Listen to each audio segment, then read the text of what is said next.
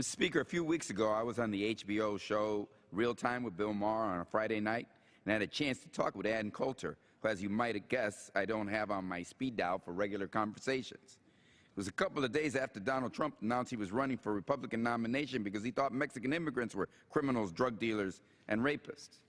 So when it was my turn, I told Mrs. Coulter, and by extension, Mr. Trump, that what they were saying about Mexican immigrants would serve as a voter registration machine to turbocharge voter registration in the Latino and immigrant community, all because of their particularly mean and, frankly, let's be honest, racist attacks on Mexican immigrants. And it was particularly important that I was in California for the show because I was watching the Republican Party make exactly the same mistake it made in the 1990s when it lost control of the politics in California by supporting extreme anti-immigrant policies to kick kids out of school and cut off families from being part of our society. California went from a purple state that had given the Republican Party important leaders like Richard Nixon and Ronald Reagan, and in just a few years was transformed into a deep shade of Pacific blue. Why? Because millions of immigrants became citizens, millions of immigrant citizens registered to vote, and millions of registered voters voted to punish the Republican Party for being mean, short-sighted, and for offering demagoguery, not real solutions to issues.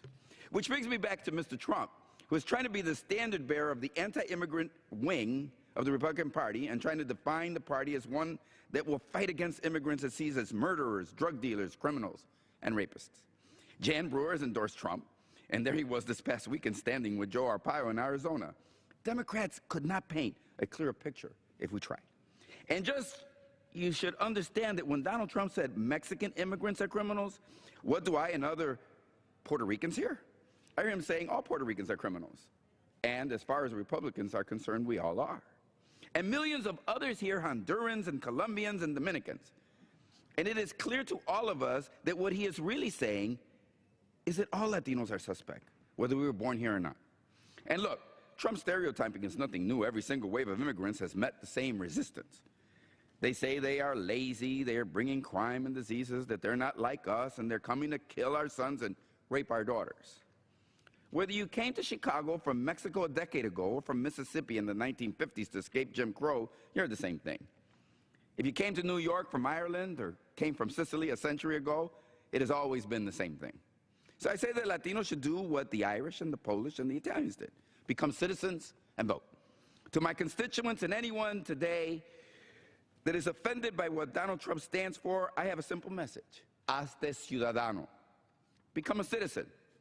There are more than 8.8 million immigrants who hold green cards and meet the residency requirements and are eligible to apply for citizenship today. That includes about 5 million Latinos who can apply to become citizens today. And Mr. Speaker, let me fill you in on a little secret. With fee waivers, up to 20% of all of those 8.8 million will pay absolutely nothing for their citizenship application. Becoming a citizen for free so you can make it clear that you're offended by Donald Trump, it's poetic and patriotic. Rather than renew your green card for $450, become a citizen for about $230 more, or zero if you're part of the 20%. Look, Mr. Speaker, almost all of the immigrants in this country are going to remain in this country until the day they die. Let's be honest.